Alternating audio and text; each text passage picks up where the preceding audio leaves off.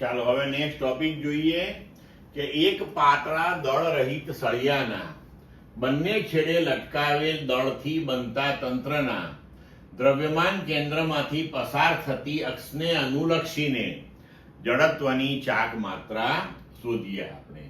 તો ધારો કે આકૃતિમાં દર્શાવ્યા પ્રમાણે આપણી પાસે એક દળ રહિત સળિયાના બંને છેડે બરોબર સૂક્ષ્મ દળ લગાડેલા હોય તેવું એક તંત્ર છે કે જેની લંબાઈ આપણે L લઈએ, એટલે કે સળિયાની લંબાઈ આપણે L લઈએ.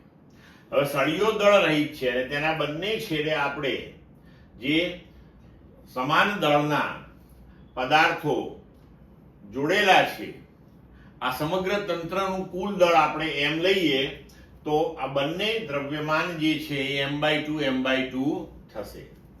હવે આપણે અહીંયા સળિયાના દ્રવ્યમાન કેન્દ્રમાંથી પસાર થતી અને સળિયાની લંબાઈને લંબ રૂપે ગોઠવાયેલી પરિભ્રમણાક્ષ અક્ષને અનુલક્ષીને જડત્વની ચાક માત્રા શોધવી છે.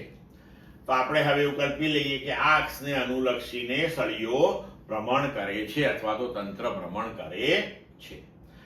તો હવે તેના દ્રવ્યમાન કેન્દ્રથી આ છેડા પરના પ્રત્યેક દળનું લંબ અંતર જે છે એ L/2 થશે.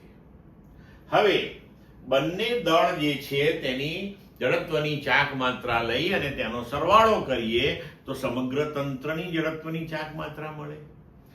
હવે બિંદુવત દળ જે છે તેની જડત્વની ચાક માત્રા બરાબર તેનું દ્રવ્યમાન ગુણ્યા પરિભ્રમણાક્ષથી તેના લંબ અંતરનો વર્ગ. તો હવે આપણે આ પ્રત્યેક નાના દળની જડત્વની ચાક માત્રા લખી શકીએ. તેનું દળ ગુણ્યા લંબ અંતરનો વર્ગ એટલે m/2 ગુણ્યા L/2 નો વર્ગ. આવા બે સૂક્ષ્મ દળો છે અહીંયા આપણી પાસે, બરોબર. તો હવે બંનેની ચાક માત્રા સમાન થશે કારણ કે બંનેનું દળ સમાન છે, બંનેનું લંબ અંતર પરિભ્રમણાક્ષથી સમાન છે.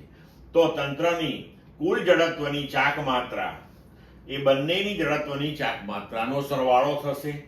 m/2 × L/2 square plus m/2 × L/2 square. તો 2 ટાઈમ્સ m/2 × L/2 સ્ક્વેર. અહીં આપણે આ 2 કેન્સલ કરી દઈએ તો mL²/4 આ થશે આ આપેલા તંત્રની જડત્વની ચાક માત્રા. ક્લિયર મિત્રો?